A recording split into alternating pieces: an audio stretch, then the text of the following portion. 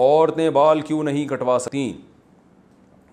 عورتوں کے لیے عام حالات میں بال کٹوانا جائز ہے یا نہیں، جبکہ اس بارے میں کوئی حدیث نہیں ہے، اس بارے میں رہنمائی فرمائیں۔ دیکھیے، حدیث میں آتا ہے کہ عورتوں کو مردوں کی مشابہت سے اور مردوں کو عورتوں کی مشابہت سے منع کیا گیا ہے۔ اب یہ بات پوری دنیا میں مسلم ہے کہ عورت کو اللہ نے لمبے بال دیے ہیں، تو اس کے لیے بال کٹوانا یہ مردوں سے مشابہت ہے، اس لیے یہ صحیح نہیں ہے۔ بعض لوگ کہتے ہیں امہات المومنین نے نبی صلی اللہ علیہ وسلم کے انتقال کے بعد بال کٹوائے تھے، چھوٹے کروائے تھے، تو اس لیے بعض لوگ کہتے ہیں اس سے پتہ چلتا ہے عورت بال چھوٹے کروا سکتی ہے۔ تو خوب سمجھیں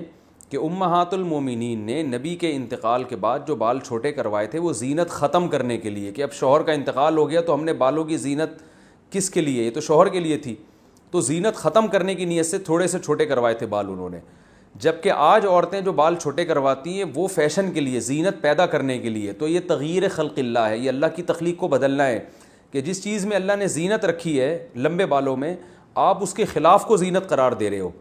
تو یہ اللہ کی تخلیق کو بدلنا ہے۔ اس لیے عورت کے لیے ناجائز ہے یہ کہ وہ زینت کے لیے بال چھوٹے کروائے۔ اس لیے علماء کہتے ہیں کہ اگر کوئی اس لیے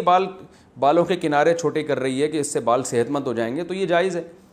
تو اس لیے عورت کے لیے اس لیے بال چھوٹے کرانا کہ فیشن کے طور پر، زینت کے طور پر، تو چونکہ فساق عورتوں کا شعار ہے، غیر مسلموں کا شعار ہے، تو یہ مسلمان عورت کے لیے جائز نہیں ہے۔ اور اگر ویسے ہی چھوٹے کرواتی ہے کہ وہ بالوں کی نوکیں چھوٹے کروا رہی ہیں کہ تاکہ وہ تھوڑے سے ایک لیول میں آ جائیں تو یہ جائز ہے۔ اور اگر کوئی اس لیے چھوٹے کروا رہی ہیں کہ بہت ہی لمبے ہو گئے ہیں، سنبھالنا مشکل ہے، تو بھی جائز ہے، لیکن اتنے چھوٹے کہ مردوں سے مشابہت نہ ہو۔ تو اس لیے علماء کہتے ہیں کہ کم سے کم جو ہے نا اتنے بال جو کمر تک